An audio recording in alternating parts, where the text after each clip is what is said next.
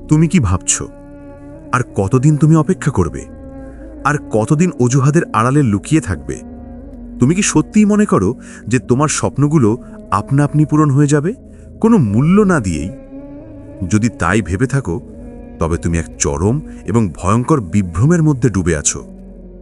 তোমার হাতে সময় নেই, সময় দ্রুত ফুরিয়ে যাচ্ছে, কিন্তু তুমি এখনো সেই পুরনো অভ্যেস, সেই পুরনো অলসতার জালে জড়িয়ে বসে আছো। প্রতিটা দিন চলে যাচ্ছে আর তুমি ভাবছো কালকে শুরু করব। কিন্তু তুমি জানো না, এই কাল নামক শব্দটি হলো তোমার সমস্ত সম্ভাবনার সবচেয়ে বড় শত্রু। আজকের এই মুহূর্তে হয় তুমি তোমার স্বপ্ন পূরণের জন্য লড়াই করছো, নয়তো তুমি কেবলই নিঃশ্বাস নিচ্ছ। মাঝখানে কোনো জায়গা নেই। হয় তুমি তৈরি হচ্ছ, নয়তো তুমি ধ্বংসের পথে হাঁটছ। তুমি কেন তোমার জীবনটাকে সস্তা করে দিচ্ছ? কেন তোমার লক্ষ্যগুলো নিয়ে দর কষাকষি করছো?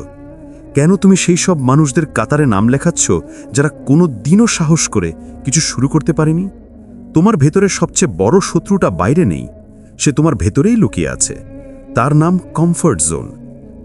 এই জায়গাটা খুবই মিষ্টি, খুবই নরম। এটা তোমাকে বলে আরেকটু ঘুমিয়ে নাও, কালকে করলেও চলবে, তোমার তো এখনো অনেক সময় আছে। আর তুমি তার কথায় বিশ্বাস করো। কিন্তু বিশ্বাস করো, কমফোর্ট জোন হলো এমন এক কারাগার যার দরজা খোলা, কিন্তু তুমি সাহস করে বের হতে পারছো না। আজ তোমাকে একটি কঠিন সত্য মেনে নিতে হবে। আরাম হলো বিষ। তোমার ভেতরে যে অংশটা তোমাকে কাজ করতে দেয় না, যে অংশটা তোমাকে বিছানায় টেনে রাখে, সেই অংশটা তোমার জীবনের সবচেয়ে বড় বিশ্বাসঘাতক। তোমার লক্ষ্য যদি সত্যি বড় হয়, তবে সেই লক্ষ্য তোমাকে ঘুমোতে দেবে না, স্থির থাকতে দেবে না। যদি তোমার শরীর বা মন কোনো কাজ শুরু করার আগে এক মুহূর্তের জন্য দ্বিধা করে, তখনই বুঝে নাও তুমি সঠিক পথেই আছো। কারণ তোমার মন সেই কাজগুলোকে ঘৃণা করে যা তোমার জীবনে পরিবর্তন আনে। মস্তিষ্ক সবসময় শক্তি সংরক্ষণ করতে চায়, আর পরিবর্তন মানে অতিরিক্ত শক্তি খরচ। তাই সে তোমাকে থামানোর চেষ্টা করবে, অজুহাত দেখাবে, কিন্তু তোমাকে প্রমাণ করতে হবে যে তুমি তোমার মস্তিষ্কের দাস নও, তুমিই তার চালক। দেখো, আমরা কিন্তু সবাই সমান সময় পাই। বিল গেটস, ইলন মাস্ক কিংবা রতন টাটা প্রত্যেকেই 24 ঘন্টা পান। তাহলে পার্থক্যটা কোথায়? পার্থক্যটা হলো তারা সেই 24 ঘন্টার প্রতিটা সেকেন্ডকে কাজে লাগান, আর তুমি সেই 24 ঘন্টার বড় একটা অংশ কাটিয়ে দাও, হয় স্ক্রোলিং করে, নয়তো অর্থহীন গল্প করে। এখন প্রশ্ন করো নিজেকে, তোমার জীবনের কোন অংশটা তুমি প্রতিদিন ধ্বংস করছো? তোমার কি মনে নেই সেই প্রতিশ্রুতির কথা যা তুমি নিজেকে দিয়েছিলে? এখন সময় এসেছে সেই প্রতিশ্রুতিগুলো রক্ষা করার। অজুহাত দেওয়া বন্ধ করো। মোটিভেশন ক্ষণস্থায়ী, কিন্তু ডিসিপ্লিন বা নিয়মানুবর্তিতা চিরন্তন। তুমি হয়তো একদিন খুব উৎসাহ নিয়ে কাজ শুরু করলে, কিন্তু দ্বিতীয় দিনই সেই উৎসাহ হারিয়ে গেল, কারণ মোটিভেশন শেষ হয়ে গেছে। কিন্তু ডিসিপ্লিন তোমাকে টেনে নিয়ে যাবে যখন তোমার ভেতরে আর কোনো শক্তি অবশিষ্ট থাকবে না।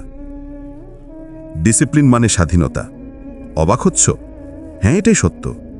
যখন তুমি প্রতিদিন তোমার ছোট ছোট কাজগুলো সময় মতো সম্পন্ন করবে, তখন তোমার মন শান্ত হবে, তোমার মধ্যে এক গভীর আত্মবিশ্বাস জন্মাবে। এই আত্মবিশ্বাসই তোমাকে তোমার জীবনের সবচেয়ে বড় সিদ্ধান্তগুলো নিতে সাহায্য করবে। যখন তুমি জানবে যে কঠিন পরিস্থিতিতেও তুমি নিজেকে নিয়ন্ত্রণ করতে পারো, তখন তোমার জীবন তোমার হাতে চলে আসবে। তুমি নিজেকে আর পরিস্থিতির শিকার বলে মনে করবে না। তোমার রুটিন কেমন? তুমি কি সকালে ঘুম থেকে উঠে সঙ্গে সঙ্গে ফোন হাতে নাও, নাকি তোমার দিন শুরু হয় এমন কিছু দিয়ে যা তোমাকে তোমার লক্ষ্যের দিকে এগিয়ে নিয়ে যায়? মনে রেখো, তোমার দিনের প্রথম 1 ঘন্টা নির্ধারণ করে দেয় তোমার বাকি দিনটি কেমন কাটবে। যদি দিনের শুরুতেই তুমি অলসতা আর বিক্ষিপ্ততা দিয়ে ভরে দাও, তবে সারা দিনটাই বিশৃঙ্খল থাকবে। তাই আজ থেকে একটি নতুন চুক্তি করো নিজের সঙ্গে। সেই চুক্তি হলো, অপরিহার্য কাজগুলো অবশ্যই করতে হবে, নন নেগোশিয়েবল টাস্কস। হতে পারে সেটা রোজ 1 ঘন্টা পড়াশোনা, 20 মিনিট শরীরচর্চা, কিংবা শুধু 10 মিনিট নীরবতা।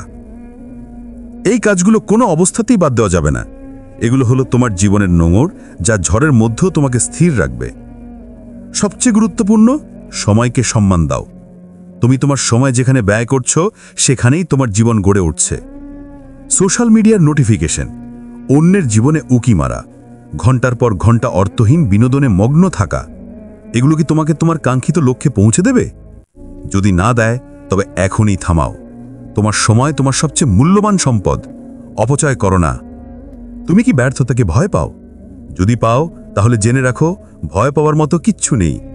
ব্যর্থতা হলো সফলতার পোশাক পরা বন্ধু। প্রতিটি ব্যর্থতা তোমাকে শেখায় যে কোন পথে হাঁটলে তুমি আবার হোঁচট খাবে না। ব্যর্থতাকে ব্যক্তিগতভাবে নিও না। এটা তোমার দক্ষতা বা পদ্ধতির ব্যর্থতা, তোমার সত্তার ব্যর্থতা নয়। যদি তুমি 100 বার চেষ্টা করো এবং 100 বারই ব্যর্থ হও, তাহলে তোমার কাছে এখন 100টা উপায় জানা আছে যে পথে সফলতা আসে না।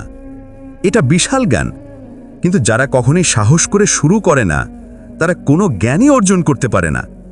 তারা শুধু অনুতাপের ভার নিয়ে বাঁচে। অনেকেই তোমাকে হাসবে, তোমাকে নিয়ে ঠাট্টা করবে, বলবে তোমার দ্বারা হবে না। কেন তারা এটা বলে জানো? কারণ তুমি এমন কিছু করার চেষ্টা করছো যা তারা করার সাহস পায়নি। তাদের ব্যর্থতা তোমাকে তাদের মতো করে দেবে, এটাই তারা চায়।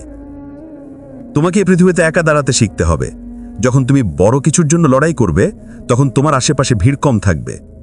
তোমার যাত্রাটা হবে একাকিত্বের। এই একাকিত্বকে ভয় পেও না, এটা তোমাকে ফোকাস করতে সাহায্য করবে। একাকিত্ব হলো সেই স্থান যেখানে তুমি নিজেকে সবচেয়ে ভালোভাবে শুনতে পাও, তোমার ভিতরের শক্তিকে খুঁজে পাও। তোমার মূল্য কেবল তখনই বাড়বে যখন তুমি তোমার কাজকে পৃথিবীর সামনে তুলে ধরবে। কিন্তু তোমাকে বুঝতে হবে, তুমি কি করো সেটা গুরুত্বপূর্ণ নয়, তুমি কেমন মানুষ সেটাই গুরুত্বপূর্ণ। সততা, নিষ্ঠা আর নিজের প্রতি অনুগত্য, এই গুণগুলি তোমাকে সফলতার শীর্ষে পৌঁছানোর পরেও ধরে রাখবে। সফলতা হঠাৎ আসতে পারে, কিন্তু তোমার চরিত্র তোমাকে চিরকাল বাঁচিয়ে রাখবে। তুমি কি দিয়ে তৈরি? তুমি কি সে সাধারণ মানুষের ভিড় যারা কেবল স্বপ্ন দেখে কিন্তু কাজ করে না? নাকি তুমি সেই লড়াকু সৈনিক যে জানে যে আজকের এই কষ্টগুলোই কালকের সফলতার ভিত্তি? এখন সিদ্ধান্ত তোমার। আর কোনো দ্বিধা নয়, আর কোনো অজুহাত নয়। তোমার ভেতরের আগুনটাকে জ্বালিয়ে তোলো। আজ থেকে তুমি তোমার সময়কে গুরুত্ব দেবে। তুমি তোমার প্রতিশ্রুতিগুলো রক্ষা করবে। তুমি প্রতিদিন ঘুম থেকে উঠে নিজেকে মনে করাবে যে আজ আমি এমন কিছু করব যা আমাকে আমার ভবিষ্যতের স্বপ্নের সাথে এক ধাপ এগিয়ে নিয়ে যাবে। মনে রেখো, 2 ধরনের কষ্ট আছে। 1, ডিসিপ্লিনের কষ্ট, যা ক্ষণস্থায়ী এবং সফলতার দিকে নিয়ে যায়। 2, অনুশোচনার কষ্ট, যা চিরস্থায়ী এবং জীবনকে বিষণ্ণ করে তোলে। তুমি কোন কষ্টটা বেছে নেবে? এখনই সময়। উঠে দাঁড়াও, তোমার ভেতরে ক্ষমতাকে জাগিয়ে তোলো। আরামের চাদর ছুঁড়ে ফেলে দাও, তোমার সেরাটা দাও। পৃথিবী তোমার কাছ থেকে তোমার সেরাটা পাওয়ার অপেক্ষায় আছে। শুরু করো এক্ষুনি।